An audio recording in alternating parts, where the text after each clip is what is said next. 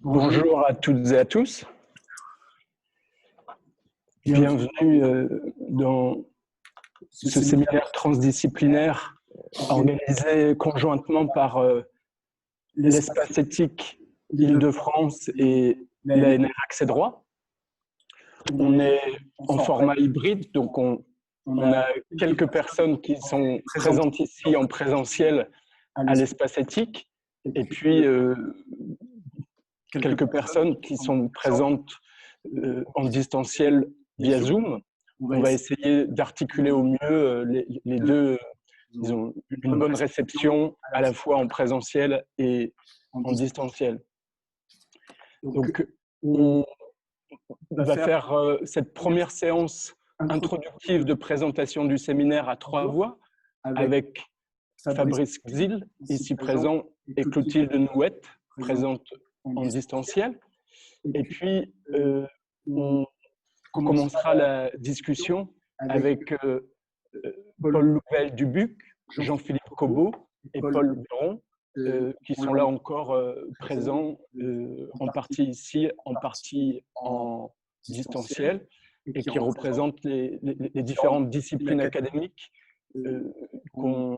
qui nourrissent notre questionnement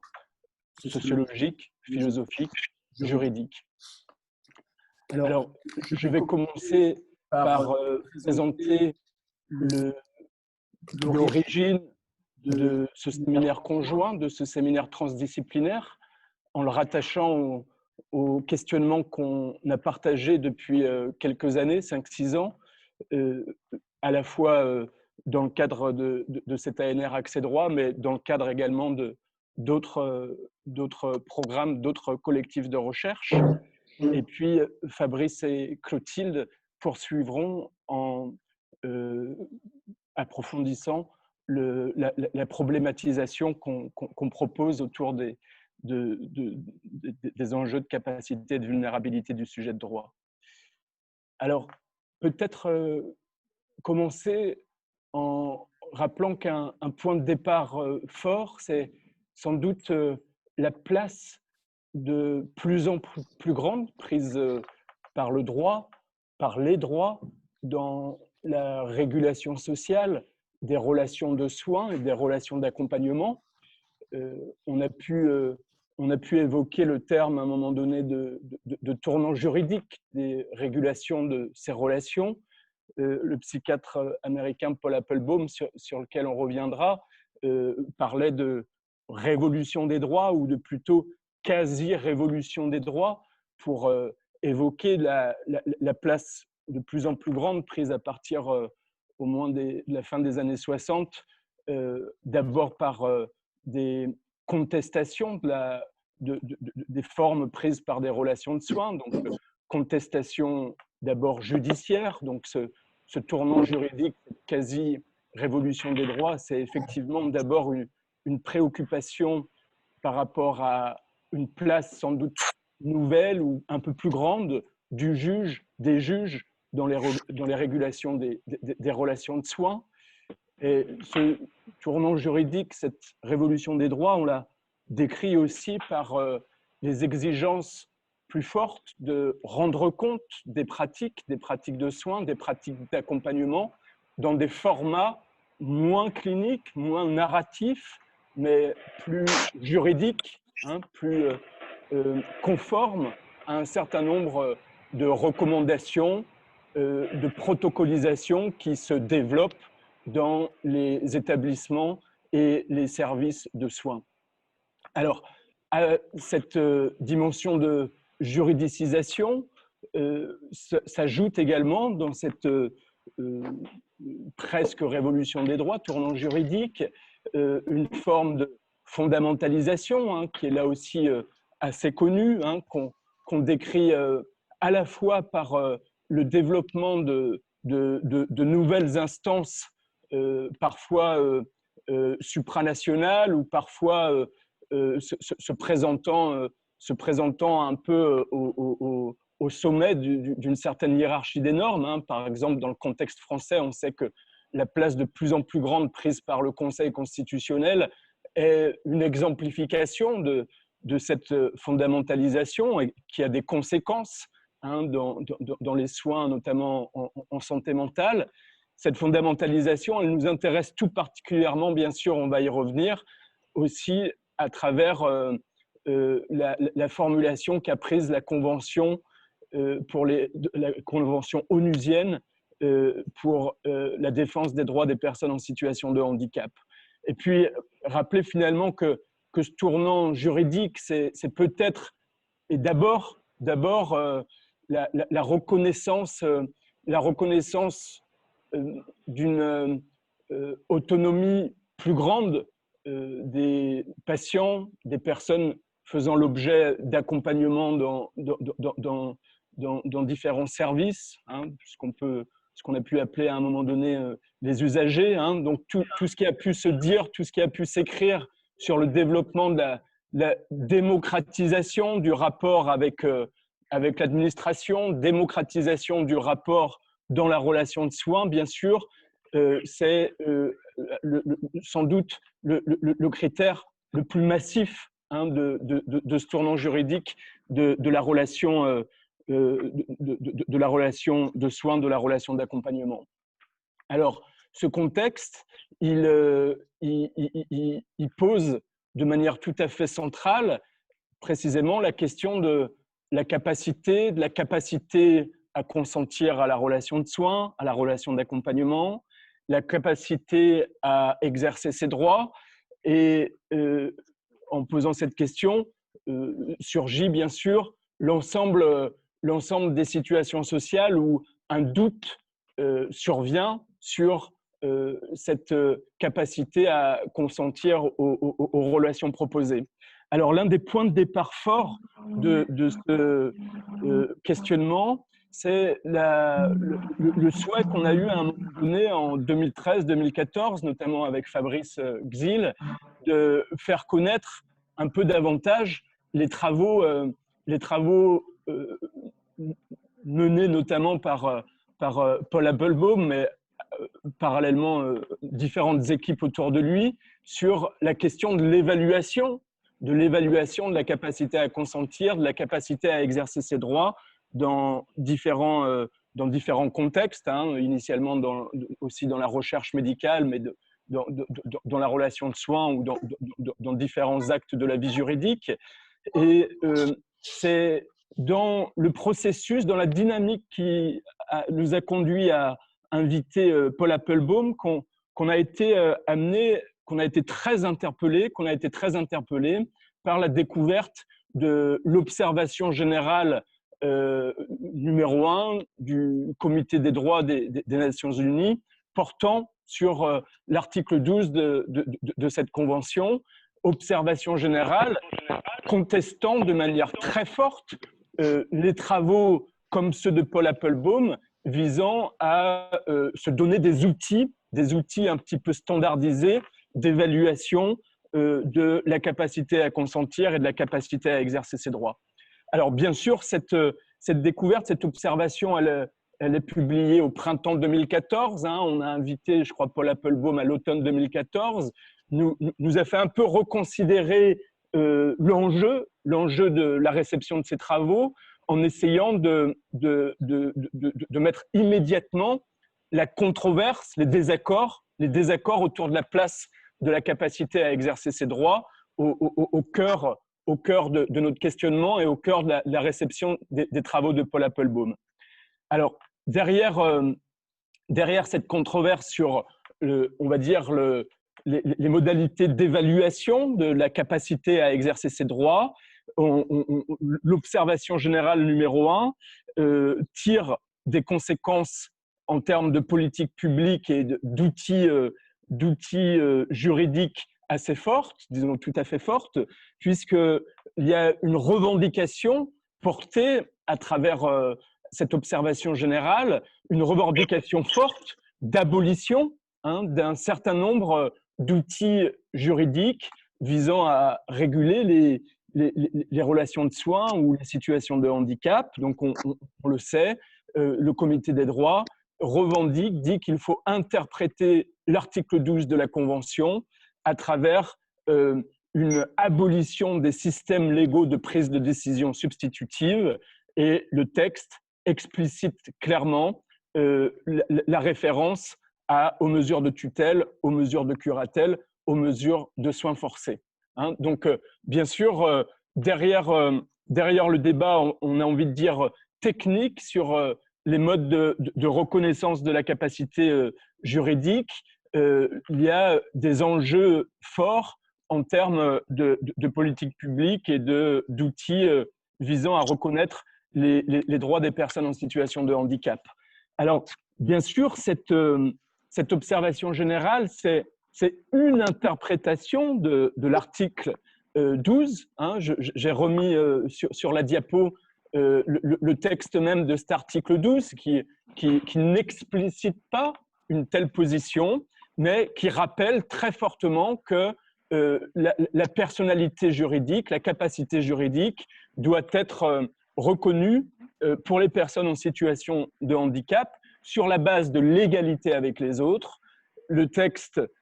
promeut également l'idée d'un accompagnement à l'exercice des droits, et surtout le texte défend l'idée que dans le cadre de situations incertaines, les principes qu'il faut suivre dans l'action, c'est toujours de suivre la volonté et les préférences de la personne, des personnes concernées, plutôt que leur intérêt. Hein. Donc c'est effectivement l'article est un support pour une interprétation un petit peu radicale. En tout cas, il est interprété de manière assez commune comme un changement de paradigme dans les modalités de protection ou de reconnaissance des droits des personnes en situation de handicap. Alors, dire également que en découvrant cette controverse et en découvrant l'article 12, c'est bien également toute la gouvernance de cette convention qu'on a été amené à découvrir, et notamment la place prise par le mouvement social des personnes en situation de handicap. Hein, et on a pu constater combien cette position forte, radicale, d'abolition des mesures légales de prise de décision substitutive, elle s'est élaborée, elle a été portée pendant au moins une quinzaine, une vingtaine d'années, par le mouvement social des personnes en situation de handicap, qui ont eu notamment une place forte au sein même de l'élaboration du processus d'écriture de la Convention, mais aussi une place forte au sein des organes visant à des organes supranationaux visant à la mettre en œuvre. Alors, ce constat, bien sûr, nous a invités également à donner une place plus importante à ces savoirs, aux savoirs portés, proposés, aux revendications proposées par les personnes en situation de handicap. Et on a donc été amené à recadrer cette conférence, pour nous en tout cas inaugurale, sur les capacités civiles et politiques des personnes en situation de vulnérabilité, en considérant que le cadrage, les formes de participation à la conférence devaient symétriser différents types de savoirs, des expertises de professionnels de la relation d'aide comme des psychiatres, et notamment en l'occurrence comme Paul Appelbaum, mais aussi des juristes, bien sûr, spécialistes des relations de tutelle ou de soins sans consentement, mais aussi des personnes spécialistes par expérience de ces mesures. En l'occurrence, c'est Gabor Gombos, membre du comité des droits des personnes en situation de handicap, qui avait porté la première réplique à Paul Appelbaum. Donc un souci de dire dans la réflexion, dans le débat, il est important de pluraliser les savoirs en jeu, donc d'être sur une transdisciplinarité qui ne relève pas simplement de savoirs académiques, mais qui prend en compte aussi les savoirs expérientiels. Alors, je passe vite sur les différents enjeux qui ont pu être discutés à cette occasion, hein, aussi bien les enjeux cliniques, les enjeux juridiques ou les enjeux de repérage, de reconnaissance sur des capacités des personnes. On a pu déjà faire un tour d'horizon, une cartographie de la controverse, aussi bien au niveau international, entre d'un côté la voix donc principalement de professionnels de la relation d'aide, mais aussi d'anthropologues, aussi de professionnels de la santé publique, s'inquiétant d'une position radicale, abolitionniste, défendant ce que certains appellent la capacité universelle à exercer ses droits, hein, des voix prononçant des réserves, une inquiétude forte en disant, ce faisant, est-ce qu'on n'est pas en train de précisément de limiter, d'empêcher l'accès aux droits de tout un certain nombre de personnes qui sont très fragilisées dans leur capacité à défendre et à exercer leurs droits. Donc, on a pu bien sûr faire entendre ces voix. On a pu aussi faire entendre les voix inspirant le Comité des droits onusien et beaucoup de juristes, notamment d'un champ disciplinaire de droit humain du handicap, on va dire, hein, qui s'est développé depuis une quinzaine d'années. Et puis, cette controverse, bien sûr, elle a trouvé aussi matière à se développer dans le contexte français, avec d'abord une position très réservée du gouvernement français par rapport à l'interprétation par le Comité des droits de l'article 12, une réception beaucoup plus ouverte de la part du défenseur des droits, hein, et puis bien sûr beaucoup de positions également un peu plus nuancées de compromis. Je pense notamment celle portée par l'Association nationale des juges d'instance, à travers Anne Caron-Déglise, Émilie Pecker et puis le regretté Thierry Béred. Bon, un certain nombre d'acteurs ont pris position dans cette controverse. De notre côté, on a essayé de la poursuivre à travers deux types de recherches. Alors, la recherche accès droit, qui se veut un peu plus académique, traditionnellement académique, et puis une démarche de recherche citoyenne Cap Droit, dont je dis quelques mots, hein, auxquels quelques personnes ici présentes participent. Démarche de recherche citoyenne qui vise précisément à favoriser la participation des personnes les plus directement concernées au débat, que ce ne soit pas simplement à travers une occasion lors d'une conférence un peu événement, mais bien que la controverse, le débat continue à se diffuser au sein de différents contextes sociaux. Et pour cela, on a développé une démarche qui s'appelle aujourd'hui démarche de recherche citoyenne, visant à la fois à produire un certain nombre de connaissances, mais aussi à accompagner l'expression, la formalisation de ces connaissances et leur réception dans le débat public. Alors, je ne rentre pas dans le détail de cette démarche. Vous pouvez aller aussi sur le site internet ConfCap Cap Droit où vous pourrez voir notamment tout un certain nombre de situations qui sont mises en corpus, qui sont partagées, hein, pour rentrer dans la controverse, dans le dialogue, dans un dialogue autour notamment de l'expérience des mesures de prise de décision substitutive. Dire également qu'on a développé, suite à la première phase de cette démarche, on a été amené à publier un manifeste. Vous le voyez sous les yeux, j'en dis deux mots. Toutes et toutes vulnérables, toutes et tous capable, hein, qui réaffirme en fait l'importance de la présomption ordinaire de capacité civile dans les droits civils et politiques classiques, et donc qui invite aussi effectivement à prolonger ce geste de présomption au-delà de sa formulation classique en droit civil, vise à explorer sans doute des formes d'accompagnement à l'exercice des droits qui sont encore socialement peu connues ou peu développées, et puis qui invite aussi certainement à dire finalement il y a une idéalisation des capacités présentes dans le droit civil classique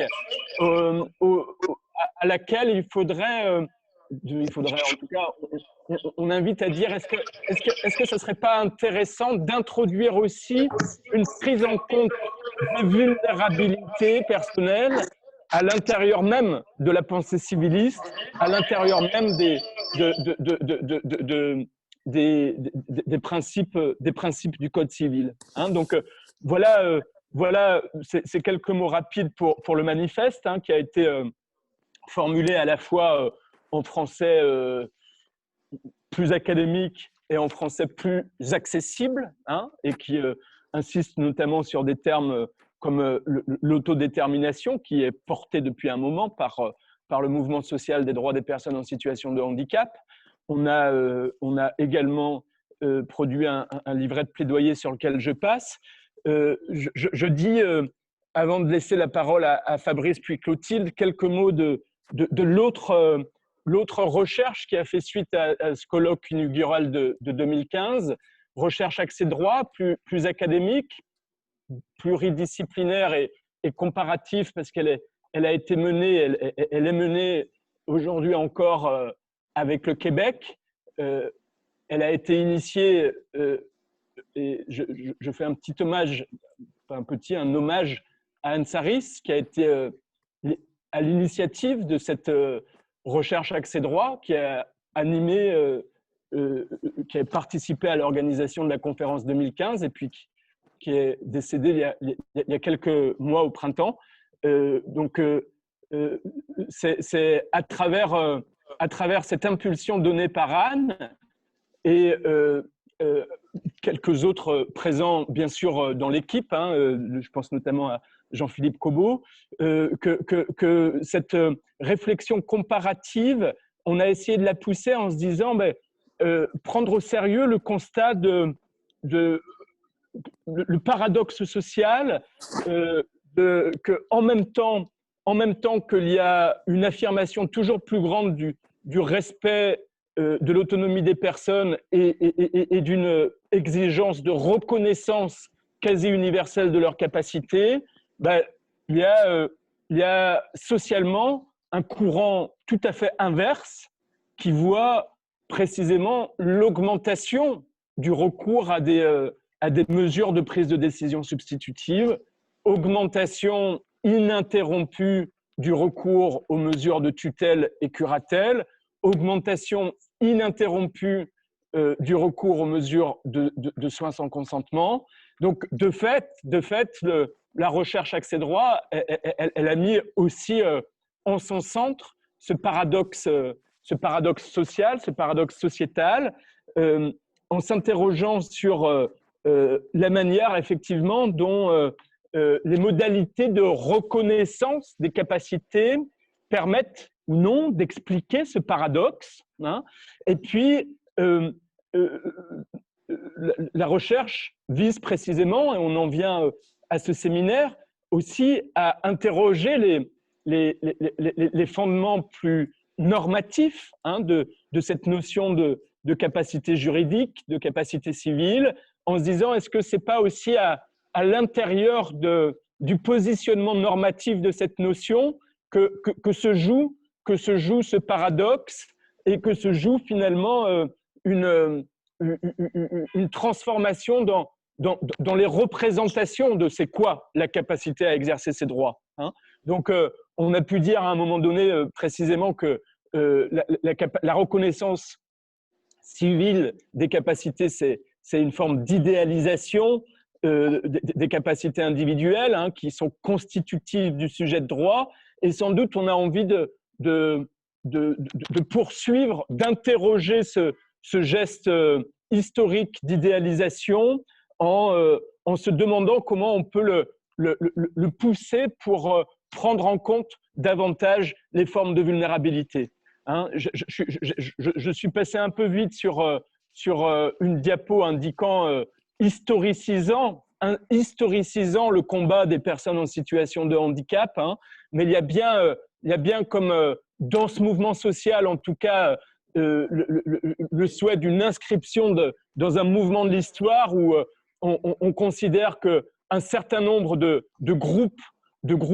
ont vu leurs droits minorés pendant longtemps, que l'émancipation a pu se conquérir à travers des combats non seulement sociaux, mais aussi théoriques. Et c'est bien l'enjeu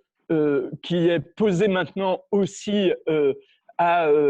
j'ai envie de dire, à cette notion de capacité juridique, de s'inscrire dans ce mouvement peut-être d'émancipation par le droit.